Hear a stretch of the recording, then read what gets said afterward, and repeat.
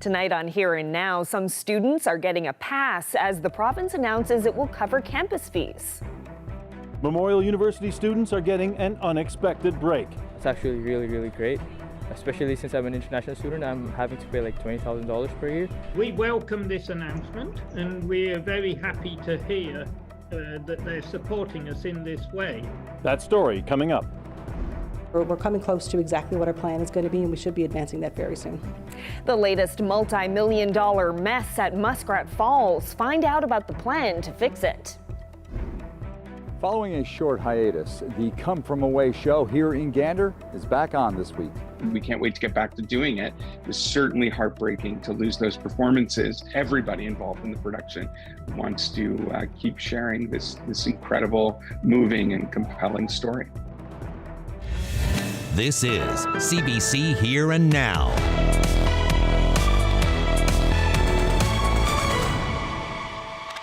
Good evening and welcome to Here and Now. An unexpected break for MUN students today. They'll save hundreds of dollars this year. It's all thanks to a one-time injection of cash from the provincial treasury. Here and Now's Terry Roberts has that story. If you're a full-time student here at Memorial University, you can expect the cost of your education for the upcoming year to decrease by $500. That's because the campus renewal fee is going away, at least temporarily.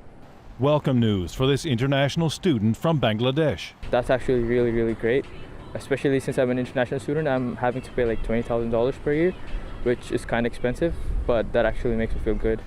The provincial government is granting Memorial an extra $10 million to cover the cost of the fee. We welcome this announcement and we're very happy to hear that they're supporting us in this way. So why only 1 year?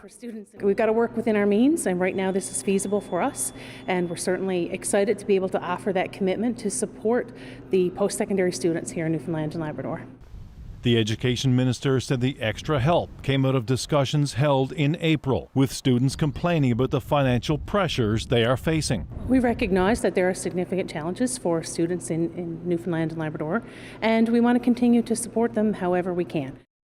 The campus renewal fee was met with condemnation when it was introduced 6 years ago. But university brass pushed ahead, blaming cutbacks in funding from the provincial government, mounting maintenance needs, and the government-mandated tuition fee freeze. Full-time undergraduate students, for example, were paying $250 per semester for the renewal fee. This injection of money, however, doesn't make up for the $14 million in cuts this year, part of a plan to cut almost $70 million from the university's grant over several years. But there were hints today that more help for students may be coming. We have a very positive, buoyant relationship, and they really want to do the best they can within the constraints that they have in the province. These are ongoing conversations. We work on the daily in the Department of Education to make advancements and figure out how we can support students. And it's the cost of the 2 years ago, the university announced a dramatic tuition increase, the first in more than a generation for local students, but still competitive with universities in other provinces. Student advocates say today's announcement is not good enough, that the government should restore Memorial's full operating grant and reinstitute the tuition fee freeze. It's always welcome news when we're moving in the right direction, but let's face it, we're paying twice as much as we did 2 years ago. For new students here, this is a one-time payment of $10 million. It's a drop in the bucket compared to the $68.4 million reduction from this government. The $10 million announced today was not included in this spring's provincial budget, so is in addition to the nearly $300 million government grant to the university and the nearly $30 million to help lower-income students cope with higher tuition costs. Terry Roberts, CBC News, St. John's. Thousands of new pieces of equipment need to be installed to shore up the Muskrat Falls transmission system. The work will extend over 4 years and could cost about $16 million. Reporter Patrick Butler is here to walk us through the latest issue. So, Patrick, Newfoundland and Labrador Hydro needs to install 9,000 airflow spoilers. What are they and why do we need them? So the new equipment will stabilize about 161 spans of the Labrador Island Link transmission system that are currently at risk of problems. Problems that were caused by these metal parts called turnbuckles. And they're these sort of metal connectors that are used to regulate the tension and the length of electrical wires.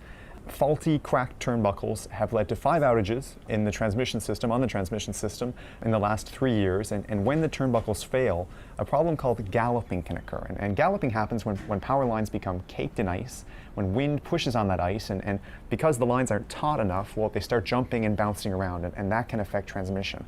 So last September, 3 broken turnbuckles were discovered in remote sections of the Northern Peninsula and also Southern Labrador. And in each case, the damage took at least 10 days to repair, mostly because sections of the pole line are so isolated. Up to 100 kilometers of snow clearing on remote access roads can be necessary before repairs even begin. And Hydro says the repairs are going to take 4 years, but with 5 outages in the past 3 winters, is that timeline fast enough? So here's what the head of Hydro told me last week when asked about how long the upgrades are going to take. We will plan to address the highest risk, which would generally be the locations that are the furthest from access roads first, and we expect that we would want to take the time and do this over about a 4-year period. So Carolyn, Hydro's in a bit of a bind here, right? The biggest issues at the most remote towers, well, how do we fix first? But galloping has occurred on power lines in central Labrador, in southern Labrador, on the Northern Peninsula, and also in eastern Newfoundland. This is a vast problem over a vast area. And Patrick, what will be the impact on customers? First off, the $16 million price tag, which, by the way, is not going to be covered by insurance. The LIL has been taken offline at various times to investigate and fix problems related to these faulty turnbuckles. But Hydro says electricity supply hasn't and won't be affected. That said, when there are outages on the Labrador Island Link, Hydro has to find another way to meet the demand for electricity. And the solution has been and will continue to be relying on the heavily polluting Holyrood thermal generating station. And that means buying and burning more heavy oil at a plant that was supposed to close when Muskrat Falls came online. Okay, Patrick, thank you so much for this. Thank you. Well, responding to this latest setback, the Premier says he believes NL Hydro has the situation under control. Andrew Furey told reporters today that Hydro has made incredible progress and calls this latest development a hiccup. This was not a project that we set forward, but it's the one that we've had to deal with. And thanks to people at this table and the people in Newfoundland and Labrador, we were able to create a deal that lessened the burden for people in Newfoundland and Labrador. So while the project remains on track right now with this potential hiccup, if you will, I do have full confidence in Ms. Williams and her team to get it to completion. The latest inflation numbers are in. It shows price increases are slowing. Nationally, inflation in June was 2.8% compared to the previous June. Gasoline prices are down, but mortgage and food costs continue to push inflation up. The good news is in this province, inflation is lower than most other provinces. It's just 1.7%. That's the same as it was a year ago. The Nunatsiavut government now says there was no fire at the Alusuak Cultural Center in Nain. What looked like smoke billowing out of the cultural center yesterday afternoon was actually from the fire suppression system. Nunatsiavut says so far there's no indication there was a flame or heat that triggered it. An investigation is underway to find out what caused it. There's no word yet on any damages.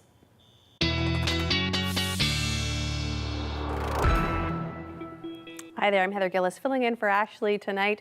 Let's take a look at your current conditions in St. John's. Currently, it is 26 degrees, 35 with the humidex, so backing off from the 36 that it felt like earlier today with winds gusting to 48. So hopefully that is cooling you down a little bit. Let's talk about the weather that is on the way. We've got some drizzle and fog for southern parts of the province, really the island and into the southwest coast. Tonight, that heat warning, it has expanded, now includes the Northern Avalon, in addition to central Bonavista Peninsula and southern Labrador. And showers on Thursday won't cool us down too much. Here is that heat warning. It's going to last until tomorrow, probably even into Thursday for southern Labrador and into Thursday and into Friday for central Labrador. Taking a look at that future tracker now, we'll see some of those showers that we were talking about here along the south coast and some cloud cover moving in, and this is what's going to bring some showers on Thursday. We will talk about that, including some heat records, of course, a little later in the show. Thanks, Heather. Well, dozens of dead fish have washed up along the shoreline of Little Wabush Lake. A local wildlife photographer made the grisly discovery and believes it's no coincidence that this coincides with a sewer upgrade in Labrador City. The deputy mayor tells CBC News his council is investigating. My reaction was probably the same as everyone else's. I was dumbfounded. What we have done is we have environmental groups on the way in now. They should be here within the next couple of days to do studies. We had to take some of the dead fish to freeze them so that they're going to be sent out for testing as well to see exactly what killed the fish. We're working with the authorities there. We've been doing a sewer upgrade at our plant. We have permits in place from all agencies to allow us to put our plant in bypass. Yeah. This upgrade to our plant is federally mandated, and we've been following all the procedures, permitting processes, everything we've been following to a T. They're found a couple hundred feet from Harry Lake sewage depot, which I was told goes on bypass mode too. So there's only 2 lakes around here finding dead fish. Harry Lake, Little Wabush, and Big Wabush, Sandy Point area. It's all connected to the sewage depots. It has to be, yes. And what came out of those pipes over the last 2 weeks, whatever they've done the last 2 weeks. Because like 3 weeks ago, there's nothing, no dead fish nowhere. But in the last week, 2 weeks, that's all I'm finding is dead fish. Well, back to the metro area, government officials announced almost $11.8 million in spending to make transportation more accessible and environmentally friendly in both St. John's and Mount Pearl. The money is coming from the federal and provincial governments and the city of St. John's. That funding will be used for 3 purposes. One is to reduce the carbon footprint of GoBus by replacing its current gas vehicles with 18 hybrid or electric paratransit vehicles over the next few years.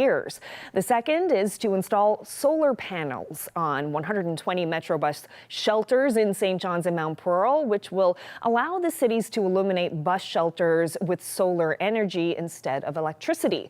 The money will also be used to build a 3-meter wide shared use path from Portugal Cove Road to Logie Bay Road. This is all about sustainability and active mobility. We can't divide, sometimes we like to put things in boxes about how we deal with active transportation, but active transportation goes not only from using the bus, but it's about how we can actually maneuver and around our city and our communities in a way that is going to be good for the environment. By investing in public transit and active transportation, we are reducing emissions. We are building better connections between communities, and we're making it easier for all residents to access services. Well, the show is back on. Come From Away is returning to the Gander stage this week following a short hiatus due to illness. The show resumes tomorrow night. CBC's Troy Turner has more from Gander. The cast who were sick have recovered, and the stage will again be lit. Come From Away, the internationally renowned musical about Central Newfoundland's role in 9/11, will resume Wednesday following 3 canceled shows. We know we've got a great show to share, and we can't wait to get back to doing it. It was certainly heartbreaking to lose those performances, and everybody involved in the production wants to keep sharing this incredible, moving, and compelling story. The canceled shows were an unexpected setback, says Michael Rubinoff. Since it was early in the run, understudies were not quite up to speed. That problem shouldn't arise again, he says, if there's future illness. I think it's so great to have the community now receiving it, being part of that audience, and that emotion and that laughter is coming from just a different place than what I've seen in audiences in different places around the world. The benefits of having literally hundreds of people come to a production in the community 37 nights over the summer, to have Come From Away, the production, as this anchor attraction, it's enormous. You can feel it even in the community, this vibe and energy. The Joseph R. Smallwood Arts Centre may be the centerpiece of the show, but Gander's deputy mayor says the show has mass appeal. To be able to come to Gander, to come to Newfoundland and Labrador, to meet the people that they envision from the musical and the people who've been portrayed there, to be able to see some of the venues and the locations, and to take all of that in the location where it actually happened. I think that's the biggest difference in visitors who are coming. The local group that markets central Newfoundland has seen the impact from the show. So we're seeing people who are doing the whole province, you know. They're not going to just come to Gander. They're not going to just come from our CFA region. But we're going to see them do Grossmorn. They're going to do St. John's, Bonavista, Twillingate, Grand Falls, Windsor, the whole area.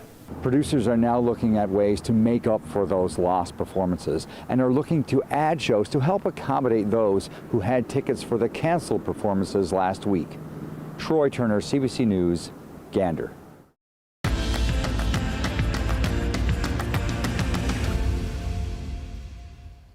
An athlete from Corner Brook is getting recognition for his latest competition.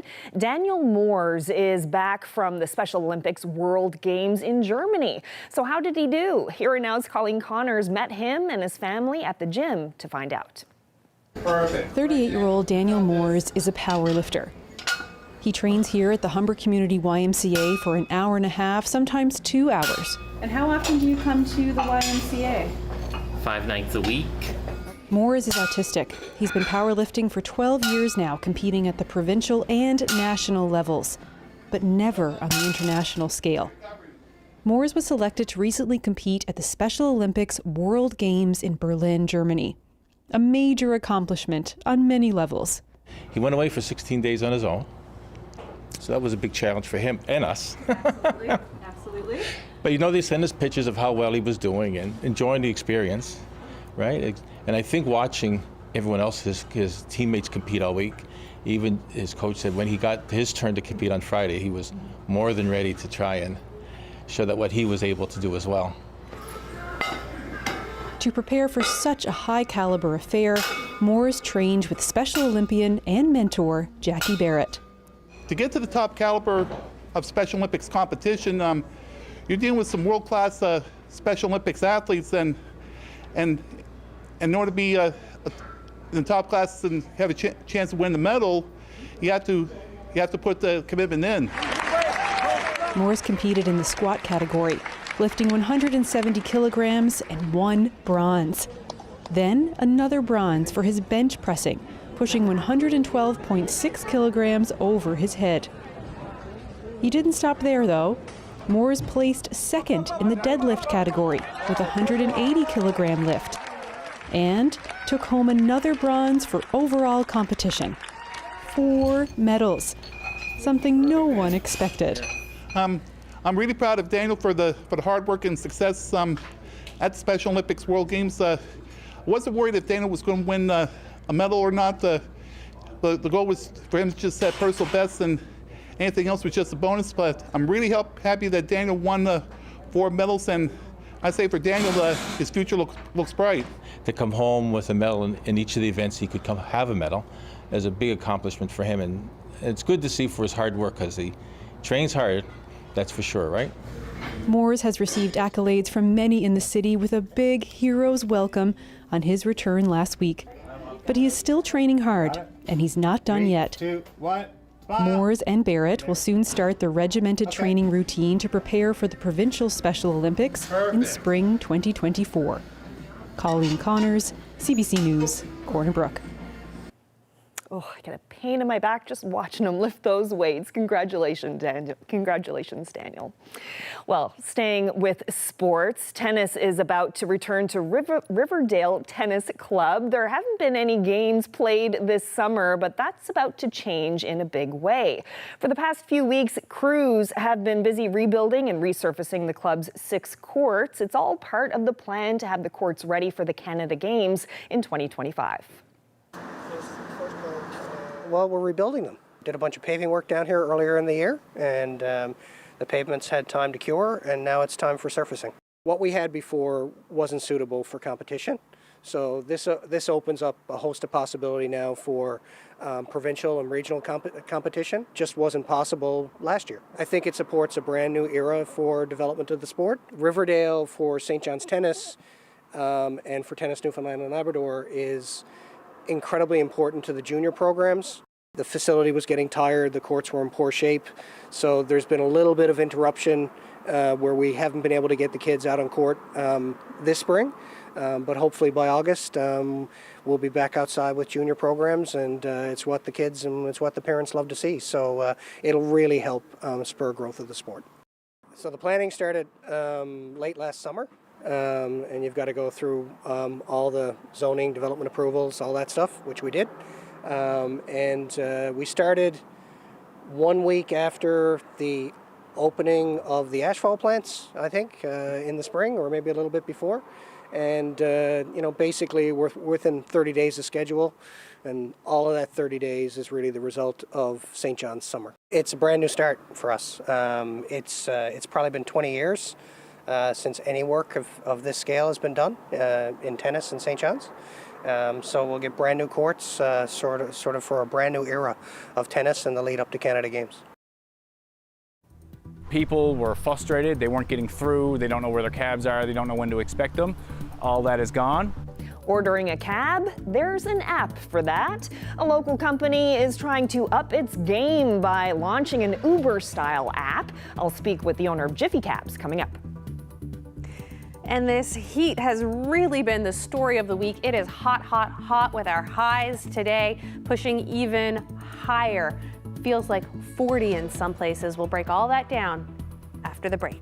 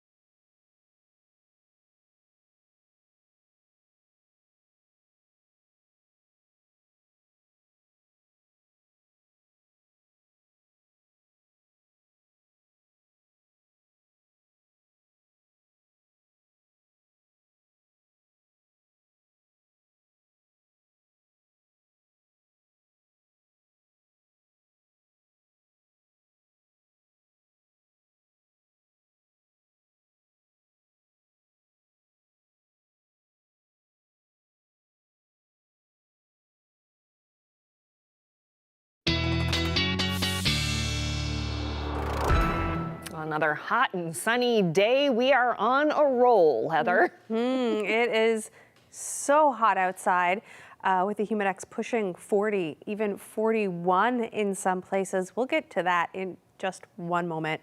But we do have some new temperature records that were set yesterday. Let's take a look at them. So in Corner Brook, yesterday, the new record, 30.1 degrees, 29.4 was the old record, set back in 1959. Daniels Harbor, 26, the old record, 24.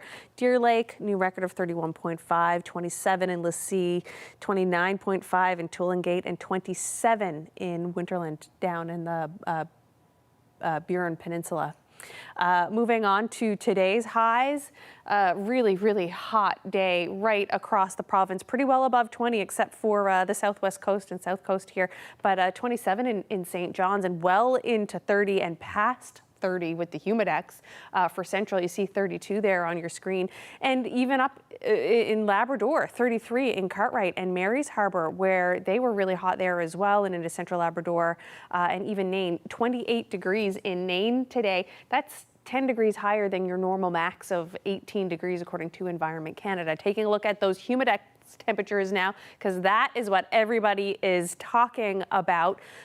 Feeling like 39 in Gander, feeling like 40 in Twillingate, feeling like 39 in Deer Lake and 40 in Badger there as well, really through much of Central, feeling like 40 degrees today, so oppressively hot, only feeling like 35 here in St. John's and 37 in Bonavista right now. But look at this in Mary's Harbour as well, feeling like 39 and 38 in Cartwright, so a very warm day, so stay cool if you can. Taking a look at the future tracker there now, we're going to see a cloud move across the island and some shower, possibly some drizzle fog here for the south coast of the island and a little bit for the west coast and through the straits there as well.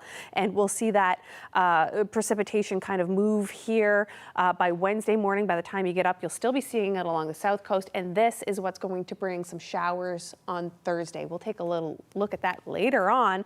But first, let's get to tonight. Going to feel like 19 degrees tonight overnight in St. John's with some clouds. As we get down to the south coast, like I said, that will have some drizzle, some fog.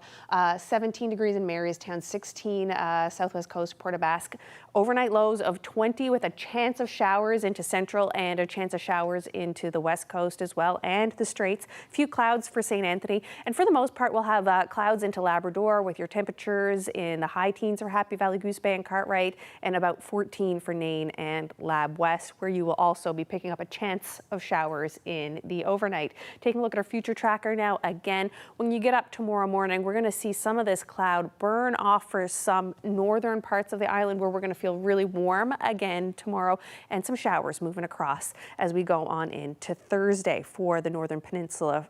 Feeling really muggy, very humid for Central and West, of course, into tomorrow, and for much of this week it will feel humid as well. Now, taking a look at our fire hazard index, where it has been so warm, so hot, it is extreme in southern Labrador, where we're having some of those feel-like temperatures of 38, 39, 40 degrees, and of course in parts of Central as well, elevated to very high fire hazard in much of Central there as well.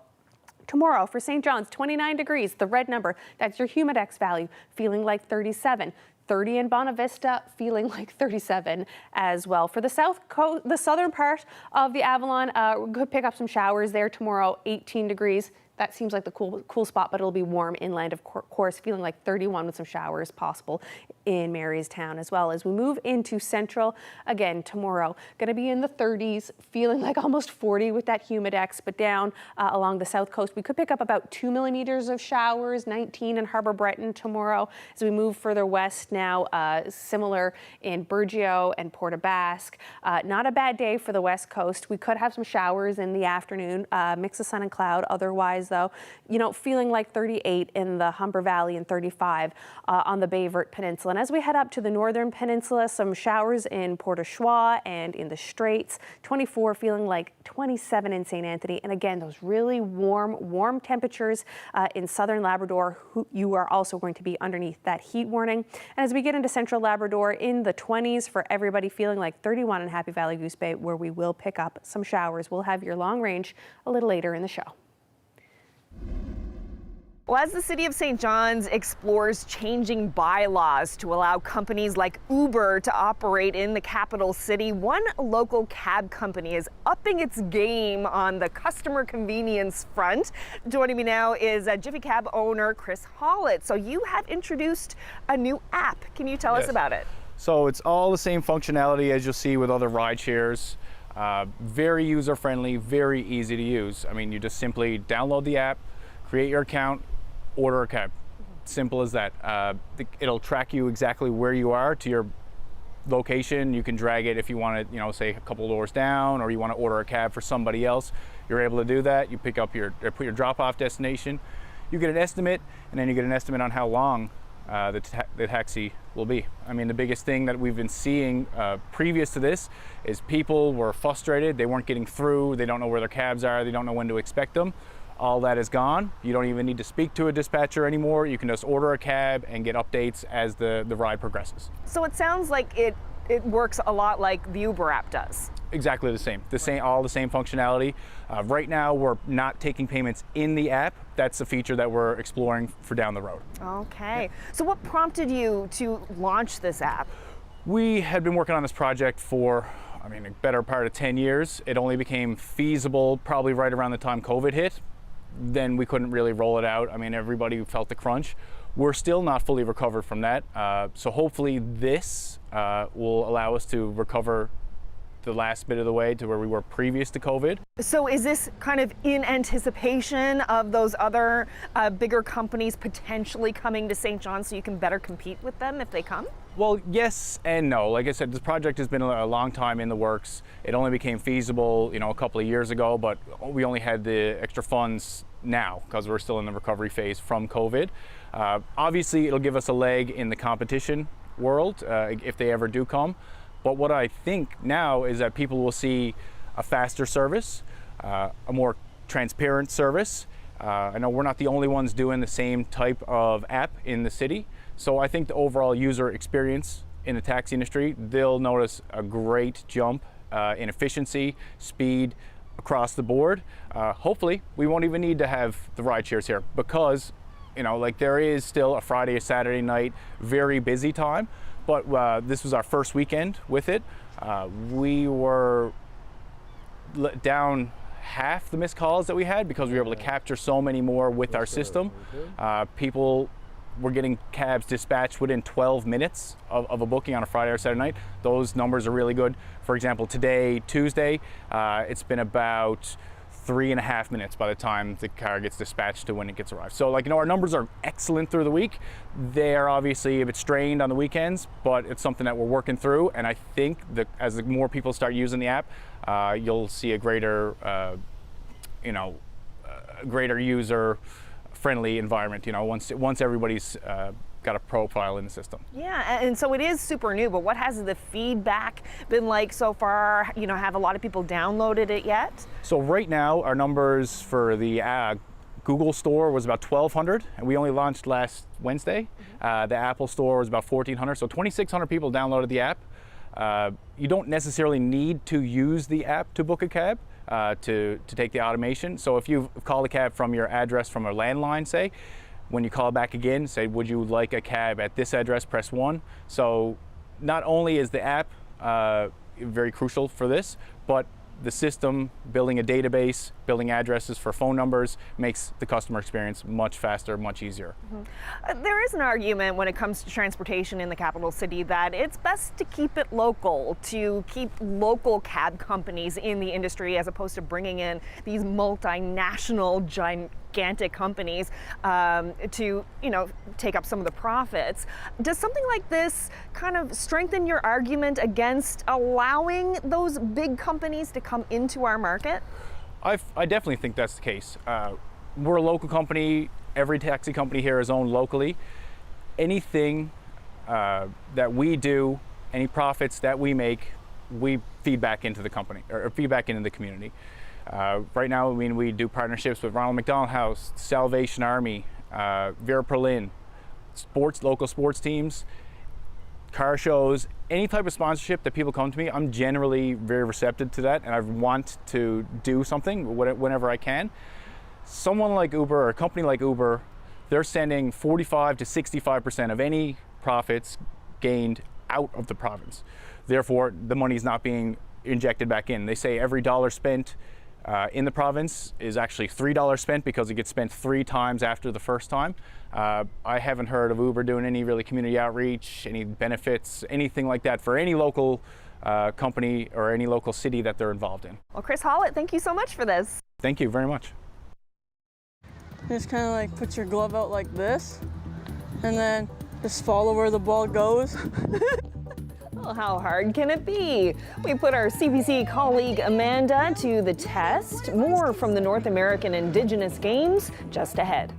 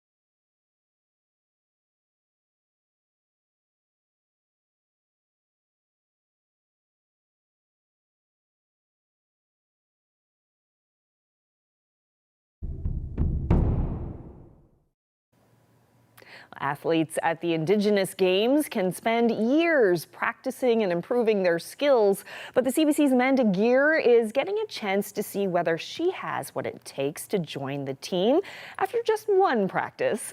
Tonight, she tries her hand at softball. I'm at the Halifax Commons to check out the cultural village for the North American Indigenous Games. And I just so happened to come across the girls' Alberta softball team. I think I'm going to take a crack at it.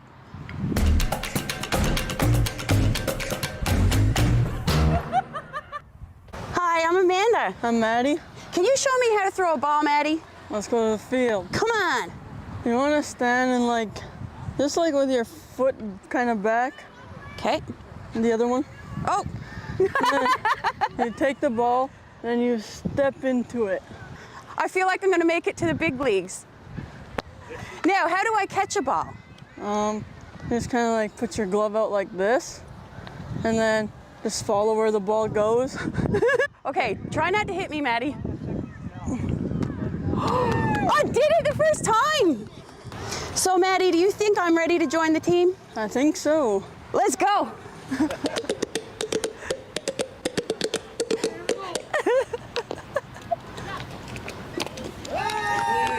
I did it! Now, Maddie, what advice can you give me while we're doing this practice? Just make sure you don't get hit in the face and let it Sound come advice. I'm ready. Get under it. Get under it. You just gotta judge the ball when you're in it. So if it's a short one, you gotta run in and get under it. Okay. And if it's a long one, that's so scary. Don't be scared. Okay. Don't be scared I'm brave. of the ball. I'm brave, Maddie. Excellent, Maddie. Yeah. So, Maddie, how long have you been playing softball? For about 5 years now. So, is this your first nag? Yeah. Awesome. I was too young before. How do you feel about being here? Feels good. I feel good about myself for making it here. And what lessons do you take from playing sports that you put into other parts of your life? To be respectful and stuff, and see this team right here is my family. I wouldn't do anything to let them get hurt. Yeah. I'd like to shout out my home community, Sucker Creek First Nation, for helping me along this journey and giving me all the things I need. And a big thanks to my mom for being the best she can. And I'm just grateful to be here today. Try again, try again.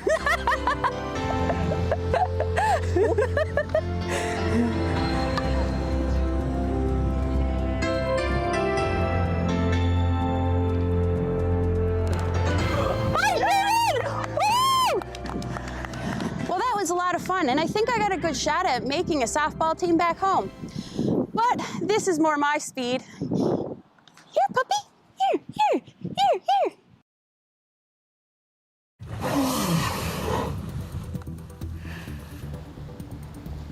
Well, experts are paying close attention to whale activity in the Gulf of St. Lawrence this summer. Just what's at stake? We'll have that story ahead.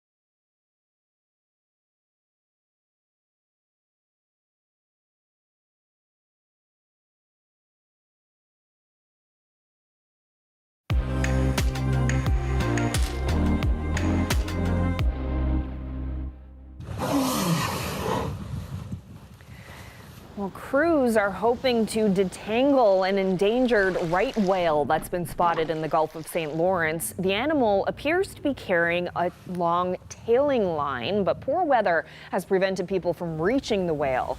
If the weather cooperates and the whale can be found, another rescue attempt will be made. There are only 340 North American right whales left in the world. Experts continue to track the movement of the North Atlantic right whale in the Gulf. The critically endangered animals arrived later than expected this season, and with 20 whales dying in recent years, their behavior is being closely watched. The CBC's Paul Withers has more. 2023 has been unusual. Right whales seen in places they've not been seen before. What we saw this year, it was totally different compared to other years. The North Atlantic right whale were found in very shallow waters, under 20 fathoms. This DFO manager agrees. We've had detections in and around PEI that frankly haven't been seen before, but they tend to spend less time, and we tend to find mother and calf combinations in shallow waters. Perhaps it's a safety thing for that pair, and it may be a food distribution issue as well. But this year, far fewer right whales were detected early in the spring, leading to fewer early season closures, allowing the big snow crab fleets to quickly land over 90% of their 35,000-ton quota. Very important for the snow crab harvesters to catch most of their quota before the end of May, because after that we have high numbers of North Atlantic right whales in the Gulf, and we want to protect them. While they are being seen in different places, by mid-July detections were about the same, 471 compared to 499 the year before. Season-long closures are down, but temporary closures are up. This conservationist says the whales can be hard to spot. They spend only 20% of their time at the surface. Always need to be very cautious. We know that this is an important feeding grounds for them. We feel quite confident they're going to keep coming back here for a while. DFO says this unpredictability means dynamic fishing closures need to stay in place. But let's be honest, this is hard for harvesters. The closure protocols require a 2,100 square kilometer area in open water, for example, every time a whale is detecting. So that's a 15-day closure minimum, and in the Gulf St. Lawrence, that's a seasonal closure if they keep showing up or stay in the same area. Their appearance in the Gulf was a disastrous surprise for the species and the people who earn their living in those waters. 6 years later, the whales continue to surprise. Paul Withers, CBC News, Halifax.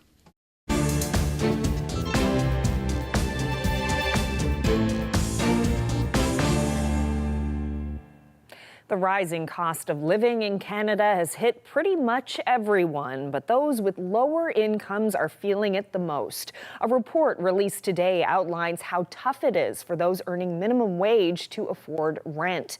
The Canadian Centre for Policy Alternatives calculated the so-called rental wage and compared it to minimum wages across the country. Now, it's widely accepted that paying more than 30% of income for housing is unaffordable. The report looked at 776 neighborhoods in Canada and found only 3 places where people who worked full-time at minimum wage can get affordable rentals. All 3 are in Quebec. In BC, the minimum wage is the highest in the country at $15.65 an hour, but in order to afford a 1-bedroom apartment without spending more than 30% of their pay, a minimum wage worker would have to earn $27.54 an hour.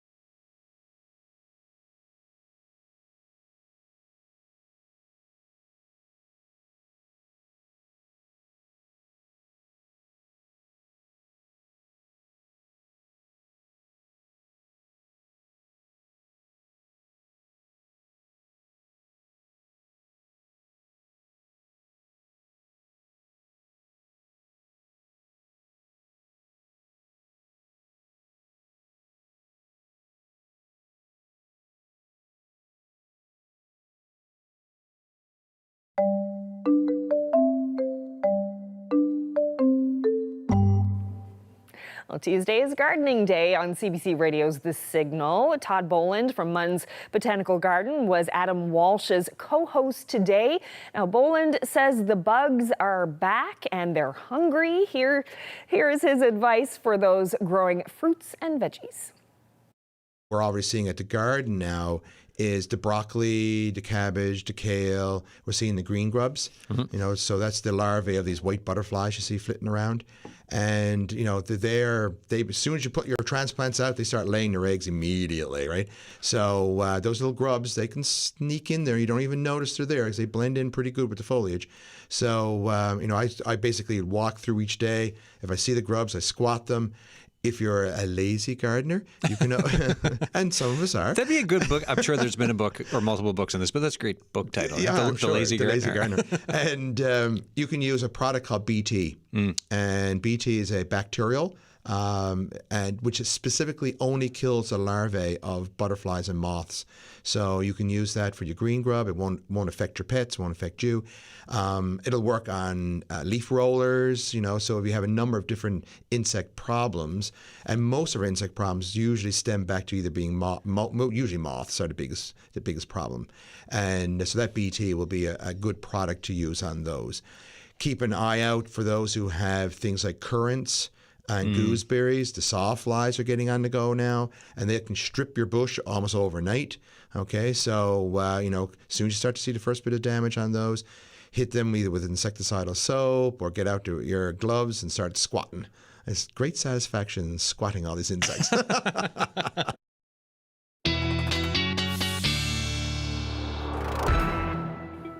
Oh, yes, the bugs in the garden. Such a pain. They ate up my cherry tree this year, as they do every year. Oh, well. no.